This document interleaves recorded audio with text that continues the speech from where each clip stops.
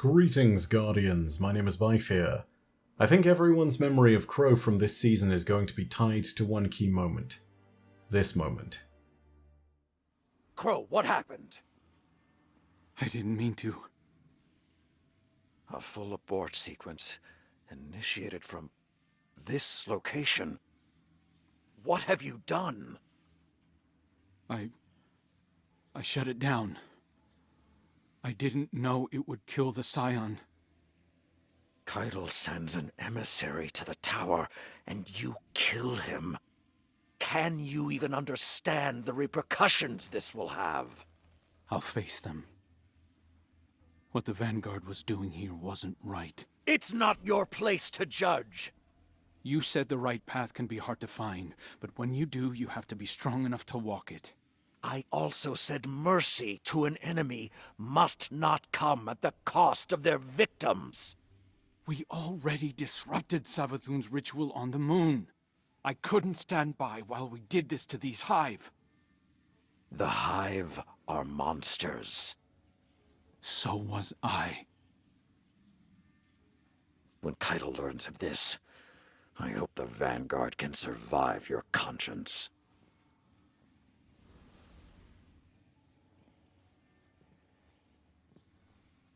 You understand, don't you? Crow's accidental killing of Caiatl's envoy would have consequences, but things had been building to a mistake like this for a long time. This is all thanks to Crow dealing with the spectre of his past self, Uldren Sov. Today we're going to explore how Crow reached this moment and the pain that he's trying to deal with. But first, a message from our sponsors over at Nvidia. You may know Nvidia for being the providers of the greatest before and after pretty graphics and lighting meme, aka RTX on and off. But I think we all forget the real reason that meme is even a thing. And it's because the stuff that comes out of Nvidia, including things like RTX, is genuinely really impressive. Nvidia were kind enough to let me sample and experience some of this technology for myself when they sent me the Alienware M15R6 gaming laptop, one of Nvidia's GeForce RTX 30 series laptops. This bad boy comes packed with some really powerful tech, including, as the name implies, a GeForce RTX 30 series card. To be specific, the laptop comes with a GeForce RTX 3060, as well as a 0.5TB SSD, Intel Core i7 processor, 16 gigs of RAM, and a full 15.6-inch HD screen. That's a lot of power to pack into a laptop, and we're going to go ahead and show all of it really quickly along with the power of Nvidia. Today I wanted to head to the Crucible and show off some of the Nvidia technology that works specifically in Destiny 2, namely Nvidia Reflex. Reflex is designed to give you the edge in a place like the Crucible, competitive gaming environments where microseconds and the reaction time between you and your screen matters. I've been fortunate enough to run some trials cards recently with some fantastic Crucible players, and I have been trying to get better. Nvidia Reflex is helping me do that by basically reducing my system latency, aka how quickly you go from clicking your mouse to clicking heads. This is just something which improves the input speed from your command actually being inputted by you clicking your mouse all the way to it actually doing something in-game. Of course, this is all supported by the phenomenal performance upgrades that both this Nvidia tech and their fantastic 30 series GPUs will give you. So what are you waiting for? Go make Shaxx proud! Go and check out the link below in the description to find out more about Nvidia Reflex and how it'll boost the performance of Nvidia's 30 series graphics cards today. Thanks again to Nvidia for sponsoring this video. Anyway, back to the lore. So as I'm sure you all know, Crow first learned about his past self being Uldren Sov from the Witch Queen. All of this went down in the Season of the Lost, and it was one of the biggest narrative moments of the entire year. I've got a video showing that off and talking about it from back in that season. I'll see about getting it linked in the description for those of you that missed it. From that moment on, Uldren has been constantly trying to reconcile himself with the past sins of the man he used to be. He tried a bunch of methods of doing this at first, from fighting a series of Vex on Venus to prove that his combat skills were different, to sitting alone in his ship with Glint. Near the start of the Season of Arisen, Crow was trying another method of reconciling himself, one filled with blood, self-pity, and a dangerous form of practical progress that came as intelligence gathering. Intelligence gathering through reckless endangerment. Funnily enough, this is explained in the Reckless Endangerment Seasonal Shotgun, the lore tab for which reads as follows and explains his method. EDZ 224107. You can't beat Hive into submission or threaten them with pain. They live pain, speak it even. But they're vulnerable to hubris. Glint whirs, moving to get a better angle. You're lucky that cleaver didn't chop you in half. Crow understands the danger. Glint's sure said it enough. But he knows that his intel saves fire teams from ambushes and uncovers loosened Hive positions. Self-destruction be damned, you can't argue with the results. Just because I can fix you doesn't mean you shouldn't protect yourself, Glint hums. Rain washes blood from accumulated holes in Crow's armor. There is thunder, but he can't see the flash. Cosmodrome 224112. Crow trades blows with a loosened wizard until she grounds him with an arc lance. He writhes across the dirt. She promises to sacrifice his light to a vessel in the Hellmouth. He feigns begging. The wizard cackles with delight and lets slip her commander's name on the moon. Crow thanks her with a well-placed solar blade. Glint materializes as Crow calls the Accipiter. I know it's not what Saladin would do. Crow winces as Glint stitches the gushing splint in his neck with light thread restoration. The Hive need to think they're winning, Crow says through gritted teeth.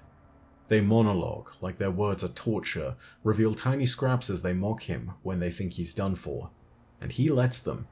He collects the grains of truth and turns them into something useful. Moon 224120. Crow stares down over 30 Hive emerging from the gaping Hellmouth. 2 light-bearing knights lead them. They shriek and posture over the corpse of a freshly drained guardian. You should go, Crow says to Glint, removing his helmet. He sets it to the stone at his feet. The thin moon air is coarse with particulate. He dashes toward the gnashing swarm. At least put your helmet back on, Glint calls after him meekly. I'll get help. Solar light flows through Crow. Come on, you want me. I'm here. Hand flexes around the grip of his cannon. Flames sputter from fingertips across cylinder. A series of firebolts crack from Crow's freshly kindled golden gun. He unloads as many rounds as he can before the Hive close the distance to him. It's enough to incinerate the knight and their ghost, but not the army of thralls still rushing him down. Crow primes a trip mine grenade as the churn of thrall claws tear him apart. Crow opens his eyes. Glint floats over him beside a strange woman. That was a wasteful life, Prince of the Reef, she says disapprovingly. Don't call me that. He sits up in a hanging trail of moondust, realizing she likely dragged his body from the Hellmouth. He's not a fan of nicknames, Glint whispers to her. Very well. I'm Eris Morn, a friend, the woman croons with an outstretched hand. Right. Crow takes her hand and stands. Makes sense with the... Crow gestures to his eyes, but Eris doesn't seem to react. He coughs awkwardly. Ikora mentioned you, being on Europa and Mars, I think? The Hive move against Earth. Something approaches and I am deciphering its course. Though regarding Savathun's plots and the whims of queens, I imagine our motivations are not dissimilar. Crow sighs. Well, I'm done being strung along by people with plans. The powerful have plans for us all. It's better to see them laid out before you, Eris offers. Crow glares at his ghost. Sounds like someone's been sharing again. I knew you, and I know you. Eris grips the scales on his sleeve and pulls him uncomfortably close. Your memories will be lessons in time, when you've burned out your vengeance and self-pity. Trust. Eris Morn is correct about Crow's pain being lessons, but it's very easy to be defined by one's scars for the worse. It's also easy to feel them more painfully when they're still freshly remembered, and easier still when such wounds are reopened. This is unfortunately exactly what happened when Crow visited the Sisorium. Not for that time we all remember when he unfortunately killed the Scion in charge, but for a time before that that's registered and listed in the lore, when he communed with the Scion, which is recorded in the Recurrent Impact lore tab. That lore tab reads as follows.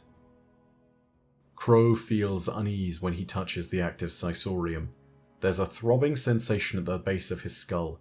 It starts at the back of his head and works its way forward. A compelling aura flows from the Sisorium, ushering buried memories to the surface of Crow's mind.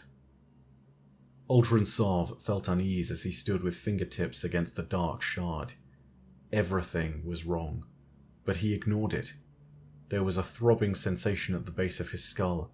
It burrowed underneath and snaked in between his vertebrae, an impulse taking hold in his nerves that he was helpless to follow. A whisper he strained to hear. Save her. The Sisorium vibrates against the nails of his ungloved fingertips. Loosened hive bodies twitch in unfeeling response to the mental scrying. Crow feels the rhythm of alien thoughts sweep over him like wind on stone, catching in ruts and divots worn by time. He sees glimpses, reflections of an end to justify the means. A voice rattled Uldren Sov's mind. The cool tones of his sister slipping into well-worn grooves as he watched dreams carve themselves into his reality. Lucidity flashed like panicked gasps under thin sheets of ice. His desire taken, wishes turning sour in his mouth as he spoke them, tasting no longer of promise, now only of regret. Uldren's memories haunt the Crow still, occasionally being summoned to the forefront in moments where he feels them most attentively. He is haunted by those memories most of all because he knows the pain he's caused. His path is one of atonement, and he only feels like he can atone through pain and action. He is earnestly trying to do the right thing. He is earnestly trying to change the way that everyone in the tower looks at him, because he knows that he's not that man, but he also knows that he needs to prove it. He desperately wishes to be able to cut that part of his old life away from him, and the more he acts, the more clear it becomes that he is just not going to be able to do that so easily. Take a listen to this extract from the Razor's Edge Iron Banner Sword, which talks a little more about how his past is inseparable from him. Glint? Yeah, buddy? His ghost's voice is eager. It had been a few hours since Crow last spoke. Is there anything you hate about yourself? Crow turns in the seat of his tree saddle, overlooking a sparsely forested valley split by clear Trostland waterways. Whoa, that's intense. Well? It feels like my guts were pulled out in different directions and I'm just standing here, trying to reel them in. Nothing fits back the way it was. He had walked behind a god while she led him on a leash of his entrails, one he'd accepted in enthusiastic fashion. The thought of it was surreal, like another life presented in horrifying detail, in vivid waking visions. It was a wound worsened by the sight of the severity, and of course, he couldn't look away.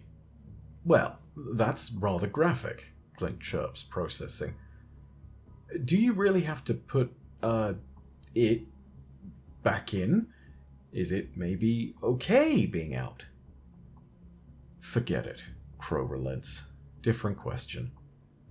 Sounds good, Glint agrees with an awkward chuckle. Do you think the spear... Crow stops himself and reforms his thoughts. Wherever Savathun pulled Uldren from, he was always buried somewhere in me, right? Maybe I could use the spear to step into that place, step into my past and put whatever's left of him to rest. Crow exhales and stares blankly into the horizon. I want him gone. If the spear could let me do that. I don't know. Oh, Crow, I don't think it works that way. Glint is quiet long enough for Crow to shift nervously. Look, Crow, we've been through a lot of bad things together, but you've never been the bad part about any of it. I wouldn't change a single thing about you. Even a little. Glint sinks into Crow's lap. Besides, The last guy didn't have me. Crow won't be able to leave his old life behind so easily, but he will hopefully be able to untangle himself from his past mistakes and show that Crow and Uldren Sov are not the same person. As per usual, the recipe for all of this is forgiveness, but forgiveness comes in time and comes through action.